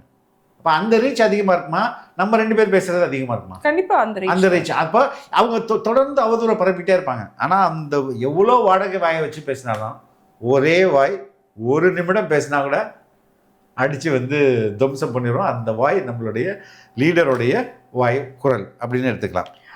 அதனால தான் கடுப்பில் விட்ட கணிப்பு அப்படின்றது. இவனுக்கு கடுப்பாக நடக்கல கருத்து கணிப்பில் பார்த்துட்டு. அதே ஒரு சிலரை கிரெடிட்டும் கொடுக்குறாரு. ஒரு சிலர் ரொம்ப சரியாக சொல்கிறாங்க, அவங்கள நம்ம மதிக்கிறோன்னு சொல்கிறாரு. இன்னும் ஒரு சிலர் நான் என் பர்சனலாக என்ன நினைக்கிறேன், நான் நம்புகிற ஒரு சிலர் இன்னும் கருத்து கணிப்பே தொடங்கலை. ஏன்னா அவங்க வந்து போய் கருத்து கணிப்பு நீ சொன்னால் அது கரெக்டாக இருக்கணும். நீ போய் சொன்னோன்னு வச்சுக்கேன், ஆனால் உன்னோட கிரெடிபிலிட்டி போயிடும். நீ தப்பாக சொல்லியிருந்த இன்னைக்கு ஒரு வார்த்தை நாளைக்கு ஒரு வார்த்தை மாற்றி சொன்னா ஒரு கிரெடிபிலிட்டி போயிடும். There are good. அதுக்குன்னு ஒரு டைமும் வேணும்ல. நம்ம ஸ்டார்டிங்ல எடுக்கிற சர்வேக்கும் இன்னைக்குமே வந்து there's a difference. ஸோ ஒரு சில பேர் வந்து இன்னும் கேஜ் பண்ணுறது கொஞ்சம் டைம் எடுத்துக்கிறாங்க. கரெக்டாக கேஜ் பண்ணி சொல்லுவாங்க. ஆனா உண்மையா டடி விஜய் அவர்கள் என்ன சொல்றாங்கன்னா, இந்த மாதிரி வில்லேஜ்ல வந்து எங்களுக்கு ஓட் இல்ல. அப்பாவோட ஊர் என்ன ஊர்மா? தேவதானம். அது எவ்வளவு பெரிய டவுன்? அது ஒரு கிராமம் தான். எவ்வளவு கிராமம்? குக்கு கிராமம் தானே? கிராமம். ஆமா. உண்மையிலே சொல்ல போனா அந்த ஊர்லயே ஒரு என்ன ஒரு 100 வீடு தான் இருக்கும்னு நினைக்கிறேன். எங்க நம்ம ஏரியால 100 வீடு இருக்கான். அதுல எப்படியும் ஒரு 75-80 பசங்க இருக்காங்க, பொண்ணுங்களும் இருக்காங்க. நான் கடைசியாக போகும்போது நான் எல்லாம் சின்ன பசங்களாம் வந்துட்டானுங்க. சின்ன பசங்கன்றது எனக்கு சின்ன பசங்க.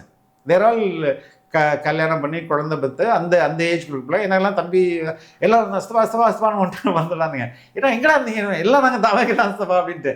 ஸோ நம்ம எங்கள் ஊர் எடுத்துக்க தேவதானன்றது ஒரு சரியான மொக்க கிராமம். அதுலேயே தாவேக்காவுக்கு ஆட்கள் இருக்காங்க. அப்போ மற்ற ஊரில் இருக்க மாட்டாங்கன்றது எப்படி? எல்லாத்தையுமே நம்மளே எக்ஸாம்பிள் வச்சுப்போமே. ஆக்சுவலாக நீ இப்படி சொல்கிற, விஜய் அவர்கள் வந்து நம்ம சிஎம் சார் இருக்காங்கல்ல, ஸ்டாலின் சார், ஒரு 2 இயர்ஸ் பேக் இருக்கும்னு நினைக்கிறேன். ஒரு மேடையில் பேசும்போது சொன்னாங்க, இந்த மாதிரி என்னோட கட்சிக்கு அவங்களோட கட்சிக்காரங்க சில பேர் பண்ணுற அட்ராசிட்டி, ஒரு சில மந்திரிகள் பண்ணுற சில அட்ராசிட்டிஸ்லாம் பார்த்து ராத்திரியில் எனக்கு தூக்கமே வரமாட்டேங்குது அப்படின்னு ஒரு 2 இயர்ஸ் பேக் இருக்கும்னு நினைக்கிறேன். அந்த வீடியோ கூட இருக்குது.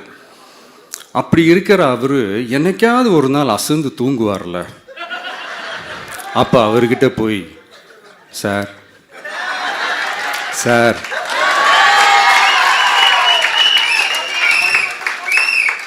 எந்த சின்னத்துக்கு சார் ஓட்டு போடுவீங்க அப்படின்னு கேட்டு பாருங்க. விசில் சின்னத்துக்கு தான்.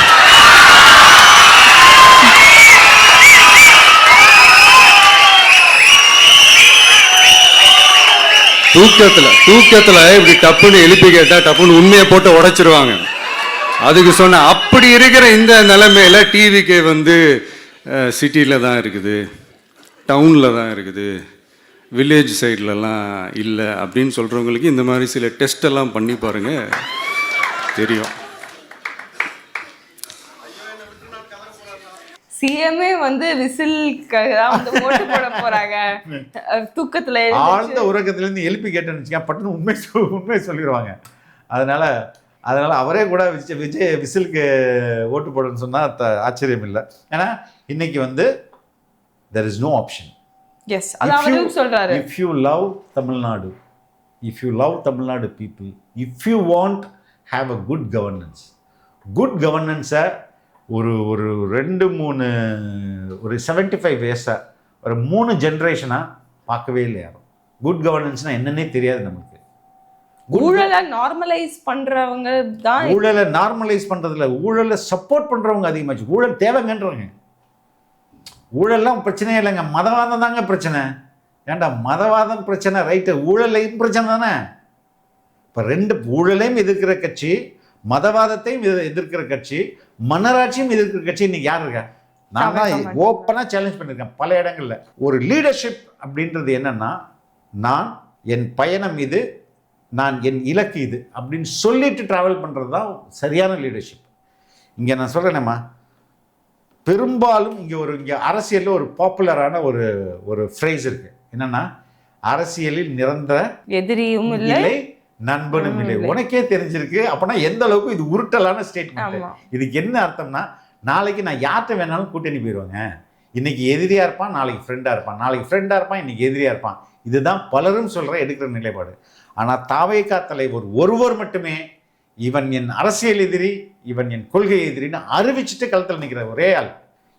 இப்போ நான் சொல்றேன்ல, தலைவர் சொன்ன மாதிரி இது அரசியல் எதிரி, இது கொள்கை எதிரின்ட்டு இந்த ஸ்டேட்மெண்ட்டை இங்கே உள்ள பாஜக மற்றும் பலரோ இல்லை திமுகவில் உள்ள கூட்டணி தலைவர்களோ, கூட்டணியின் தலைவர்களோ, மீனிங் இபிஎஸ்ஓ இல்லை வந்து எம்கேஎஸ்ஓ சொல்ல முடியுமா? இந்த ஸ்டேட்மெண்ட்டை சொல்ல முடியுமா உங்களால? கண்டிப்பா முடியாது, சொல்லவே மாட்டாங்க.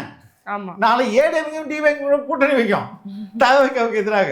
அந்த நிலைமையும் வரும். ஆனால் சொல்லவே மாட்டார்கள். 2வது, நான் ஊழல் செய்ய மாட்டேன், நான் ஊழல் செய்யவும் விட மாட்டேன். இந்த ஸ்டேட்மெண்ட்டை உங்களால சொல்ல முடியுமா? யாராலையும் அந்த ஸ்டேட்மெண்ட் சுத்தமா முடியாது. ஏன் முடியாது? ஏன்னா இவங்க 75 வருஷமா அவங்க ரெண்டு guilt, கட்சிகளும் ஆமா. ஊழல் தானே செஞ்சுக்கிட்டு இருக்காங்க. கில்ட், அவ்வளோ கில்ட், குற்ற உணர்ச்சி அப்படியே உங்களுக்கு கொண்டுருமா அதை சொன்னாலும். அப்படின்னா ஒரு சுயமான நிலைமையில் இல்லாமல் தான் அவங்களால இது சொல்ல முடியுமே ஒழிஞ்சு அவங்கள சொல்லவே முடியாது. அப்போ இதிலிருந்து மாற்று வேணும்னா தாவேகா மட்டுமே ஒன்லி ஆப்ஷன் அப்படின்றதை தான் நம்ம ஒன்லி ஆப்ஷன், நோ டைவர்ஷன் அப்படின்னு சொன்னாரு. ஸோ அந்த விதத்தில் தாவேகாவை மக்கள் கொண்டாடுவாங்க. நிச்சயமாக நான் சொல்கிறேன், இந்த 26 தேர்தல் will be a different election.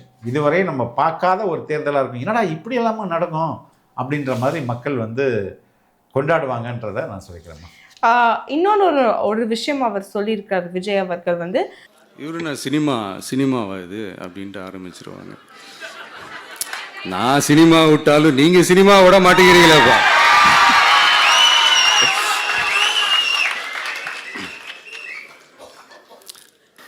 Whistle சின்னம் போகாத ஊரே இல்லை. விசில் சின்னம் எங்கெல்லாம் இருக்குதோ அங்கெல்லாம் டிவிக்கே இருக்குதுன்னு அர்த்தம். என்னுடைய அம்மா, அக்கா, தங்கைகள், அண்ணன், தம்பிகள் டிவிக்கு ஓட்டு போடுறத யாராலையும் தடுக்க முடியும்.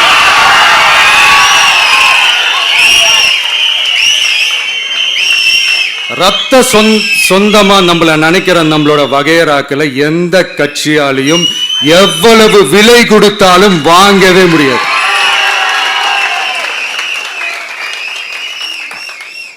நான் ஓவர் கான்ஃபிடென்ஸில் பேசுகிறேன் அப்படின்லாம் நினைக்காதீங்க. இதுதான் கள நிலவரம், கள யதார்த்தமும் இதுதான்.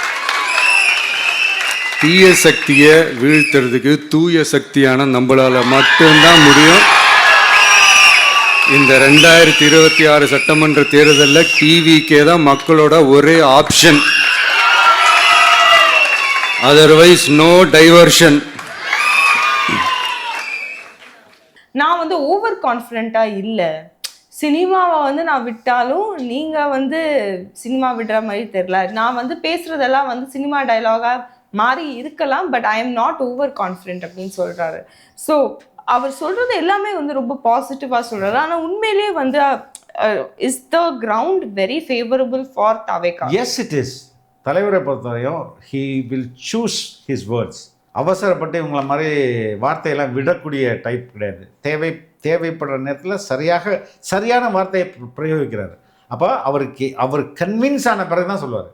அதான் என்டிடிவிலேருந்து அவரை பார்க்கும்போது கேட்டாங்களா, are you going to be king maker அப்படின்னா, why sir I am winning அப்படின்றத அவர் சொன்னார். அவங்க சொல்கிறாங்களா, அவர் அந்தளவுக்கு அதை தீர்க்கமாக நம்புகிறாரு.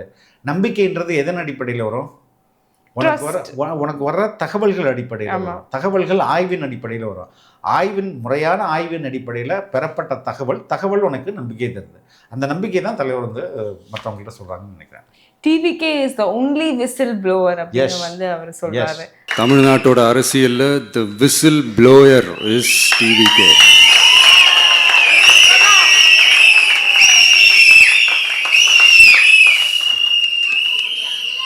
அதை பற்றி நீங்கள் என்ன நினைக்கிறீங்க? ஒன்லி விசில் ப்ளோவரே என்னது? ஒரு தவறை தடுத்து நிறுத்துபவர், இல்லை தவறை இந்த உலகத்திற்கு சொல்பவர்.